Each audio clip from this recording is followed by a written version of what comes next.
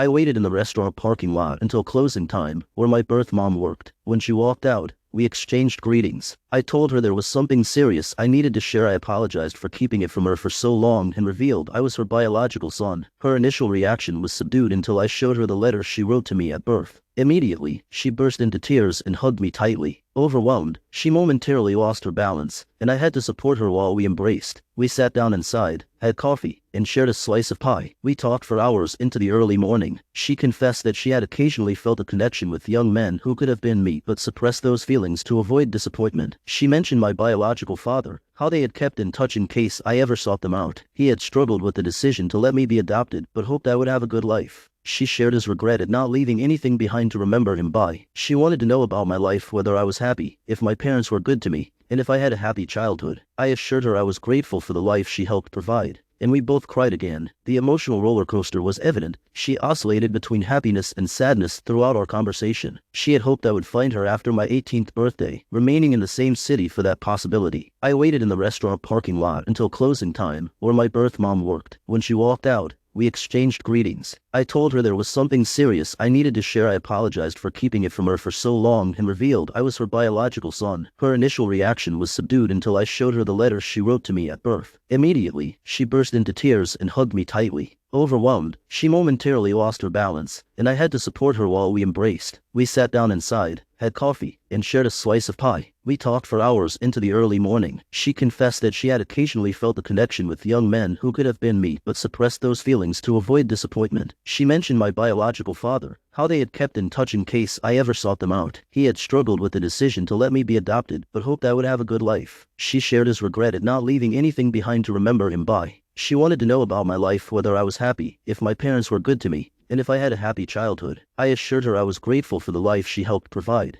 and we both cried again. The emotional roller coaster was evident. She oscillated between happiness and sadness throughout our conversation. She had hoped I would find her after my 18th birthday, remaining in the same city for that possibility. Since I didn't reach out, she sometimes wondered if I resented her or had chosen not to have her in my life. She reassured me it wasn't my fault, and she appreciated me going at my own pace. Her warmth and love were overwhelming. Her smiles filled with so much affection made me emotional. We exchanged numbers, and after I left, she sent a heartfelt text thanking me for giving her the unexpected gift of reunion. Later, when my girlfriend joined me, I cried tears of happiness. Everything exceeded my expectations, despite the emotional weight. Update 2. Many of you wanted to know about meeting my biological dad. It was incredibly emotional. We finally met a few days ago after delays. He was already emotional, crying before we even approached him at the park. He embraced me tightly, repeatedly expressing how much he loved me and thanking God. It was a tearful scene, with all three of us crying together. Sitting down, I realized how much I resembled him, especially when he was younger. He brought unexpected gifts: a teddy bear holding a picture of him holding me as a baby, and a journal he started after therapy, documenting his thoughts and feelings for years. Reading it made me cry more, realizing the emotional impact on him over the years. We talked about his life struggles, his regret over our adoption, and his curiosity about my life. I assured him my life had been great, reassuring him that they made the right decision. He looked relieved and emotional, something he had wondered about for years. My birth mom left us alone to talk more privately once we felt comfortable. He shared stories about how they met, pointed out similarities between us, and reminisced about shared interests. I love mangoes and can eat them all day. It's interesting to know that my biological mom was obsessed with mangoes before and during her pregnancy with me. We share a lot in common, like hiking and rock music, especially 90s rock. My biological dad was eagerly awaiting our meeting, praying daily for it to happen so he could share his thoughts. Overall, our first meeting went well, and he's open to meeting my parents too. After I shared this with my parents over breakfast, my mom was ecstatic and even cried. Dad was proud of how I handled everything after months of hesitation. They support me fully, understanding my need to know more about my biological parents. Regarding the second story about my divorce, it was the biggest mistake of my life. My advice to anyone considering divorce under normal circumstances is not to do it. Abuse aside,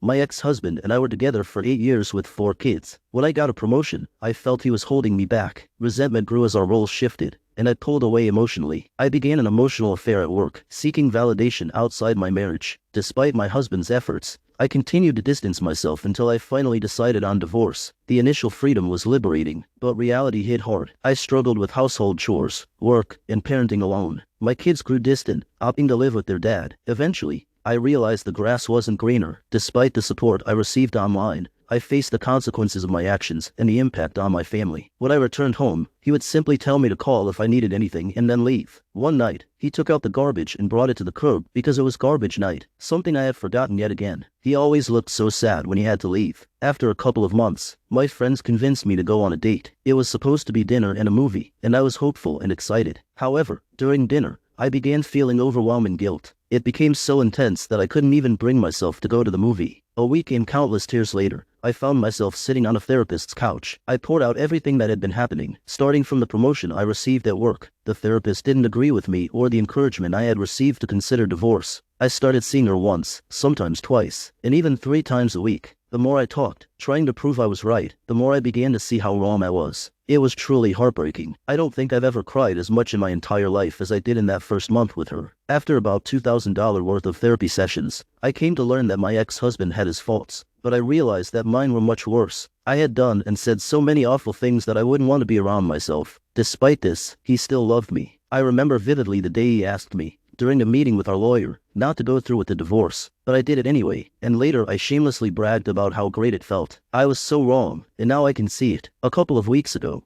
I went outside with him as he was leaving the house. I asked him about the possibility of getting back together. When he looked at me, his eyes filled with tears, and a couple rolled down his cheeks. He told me he didn't know if he could. The pain had been too much for too long, and he feared that if we got back together, I might hurt him all over again. He always thought I would realize how much he loved me and stop. But when I signed those divorce papers and let out an exaggerated sigh of relief, it hurt him more than anything else. He doesn't know if he can ever trust me again. I don't blame him. I destroyed a man who, looking back, was a great husband. I deprived my kids of having a great father in their lives, and I took his kids away from him and me all because I pushed for a divorce, expecting happiness in a life of freedom. Now, I spend all my free time either sitting at home or sitting on a therapist's couch. But upon checking the computer history, the only thing it showed she was working on was a D&D campaign. She also never seems to be in the actual location of the company she claims to work for. She's always on PTO or done with work conveniently when needed. She never has her card to pay for things or is locked out of her Venmo, claiming she'll bring cash next time but conveniently forgetting she owes us money as if she doesn't have any. She once told Jack she had a car worth $100,000 but wrecked it. A story neither B nor I had ever heard. I started recalling other things she told us that didn't make sense, feeling like they were fabricated. She claimed she was robbed at gunpoint, but the timeline of police involvement and return of her belongings didn't add up. I had security footage from my phone that proved a past incident with an ex-partner who held me at gunpoint, making her story implausible. She also claimed her mom attempted suicide, but Jesse's location never showed her at a hospital. B had seen her mom over FaceTime without any visible signs of harm. I had proof that Jessie claimed to be with her mom during medical procedures, yet her location showed her at home. Items went missing from our home: chargers,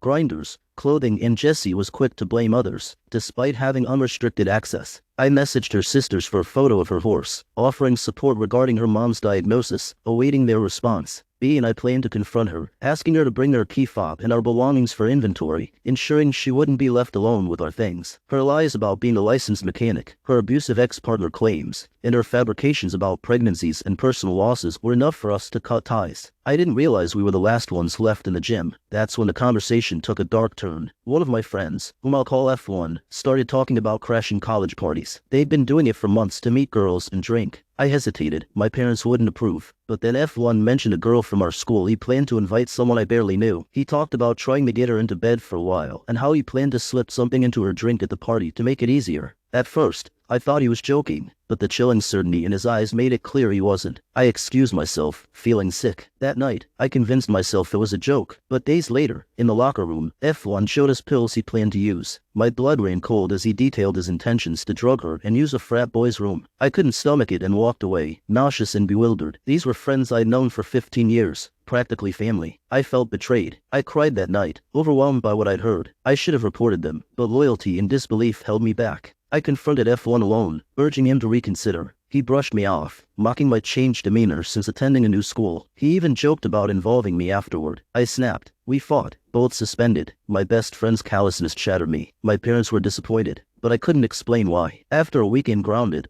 I returned to school, pretending to reconcile. I even agreed to go to the party, but it was a ruse. I needed to stop F1. When I confronted him, he taunted me, revealing plans to assault the girl and mock me afterward. I punched him. We fought, and I got suspended again. It was unbelievable. My best friend planned to assault a girl, and I was the villain for opposing it. It sickened me. Reflecting on it, I should have told someone immediately. Instead, my misguided loyalty nearly cost someone their safety. Another incident from my past involves a bully who targeted me for years, starting in elementary school. Let's call her A. She moved to our school boasting about her time in Ghana, dismissing Mexico, my heritage. Her comments escalated, using racial slurs and insults daily. I reported her, but teachers dismissed it as childish teasing. I grew emboldened, tormenting me about my appearance, my family, and even rumors. When my grandfather died, I mocked my grief publicly, and no one intervened. She vandalized my artwork, ridiculed me in front of peers, and made me hate myself. I stopped drawing, lost confidence, and despised my own ethnicity. I begged for help, but the school did nothing. Therapy helped me rebuild, reconnecting with my roots. Years later, A and I crossed paths in high school. She flaunted herself as a model student during diversity events, oblivious to her past actions.